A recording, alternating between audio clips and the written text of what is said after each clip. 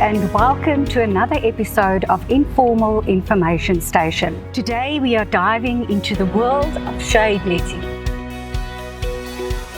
With me I have James. Hello James. Hi Isabel. Could you start by giving us an overview of Colourshade and what makes it stand out? Morning Isabel, yeah, I'm happy to be here again. When it gets to Colourshade, it's actually an amazing thing. If you must imagine that everything was the same color wherever you go, everything looks exactly the same, it will be very depressing. The young people will say it's boring. But to bring in color somewhere, to change the complete spectrum of everything, you feel a different vibe when you see something colorful. But very, very important is the UV factor into the nets. Blocks a lot of UV exposure to whatever is underneath the shade netting. So UV exposure is a concern for basically anything outdoors. How would you say Colourshade handles the sun over the years? Will it maintain its strength and its color? Isabel, UV plays a major role in your material. The reason for it is the UV is not only protecting the net, it's also protecting you. This is why our net's got sufficient UV in it. This is why we can give the customer with confidence a 10-year warranty on degradation on the material, where there's some other materials that don't have any warranties on it, and you will see in the market that it lasts only probably a year if you're lucky. Well, that's very interesting. Okay, so I know you call it Colourshade, but there's another name for it as well that they use in the market quite often, called Z25. What is that about? Well, Isabel, it's all got to do with the construction. If you look at your nets here, you will see there's a Z pattern. Okay. This is what it's all about. And there's also other factors that's involved here to identify your own net, but this is what they talk about if they talk about a Z construction. Okay. It's a Z pattern. All right, thank you.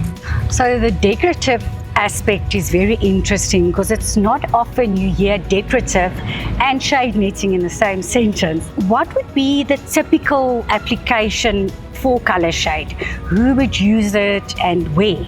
Isabel, yeah, the name decorative speaks for itself. Yes. It's for decorative purposes, like awnings or shade ports for vehicles, wherever you've got playgrounds. Whatever you want to put underneath it for decorative purposes, you can use Colourshade decorative shade netting. That's the reason why they put it up decorative, and for the people to play under or sit under. Yes. And this is what's nice about Colourshade. If you like a specific color, then you can choose a color that will fit to your conditions. Yes. Where you want to put it in.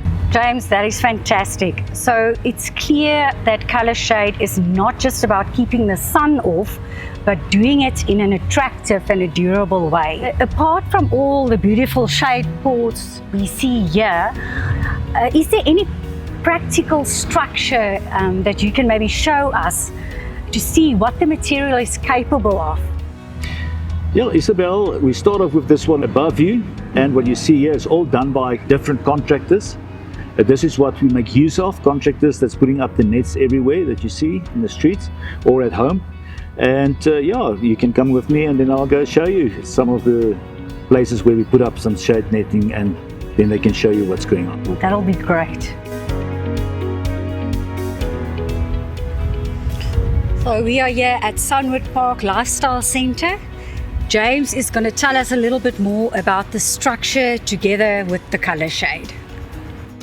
Jonathan, welcome Jonathan. Thank you, pleasure being here. Jonathan's going to tell you what to look out for when you put up a structure or who you're going to call. Jonathan, explain to us more, fold sizes, the hoops, the crosses, the net, how to fit it, everything. Just give us a bit of an overview of what you're doing here. Sure.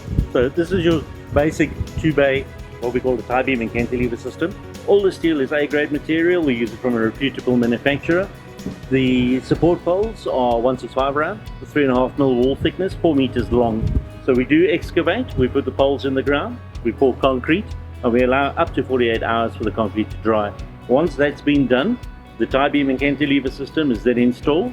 It's bolted to the support poles using high tensile bolts. Yes. And once that is done, the hoops which form the dome go up, which is your support for your shade netting. The shade net then has a 5mm galvanized wire rope cable, goes all the way around the perimeter to tension it on. The product that we use is from Knittex. It is one of the best products on the market. We've been using it the 29 years we've been in the industry. It gives the highest UV block, the highest shade factor, plus a 10-year warranty. They don't fade, it's very durable, last many years. I've seen them 20-25 years on there. Yeah. It doesn't fade, we haven't seen them fade. The structure is functional, it provides the highest shade factor. The structure looks good, and as you say, you can guarantee it. The reason why they're using our nets, it's a 10-year warranty on the net. If something happened, except for act of God, as they call it, in normal conditions, you won't see the guy again unless he puts something else up. Not only that, but Knittex is a reputable manufacturer. Besides a 10-year warranty, their aftercare service is exceptional.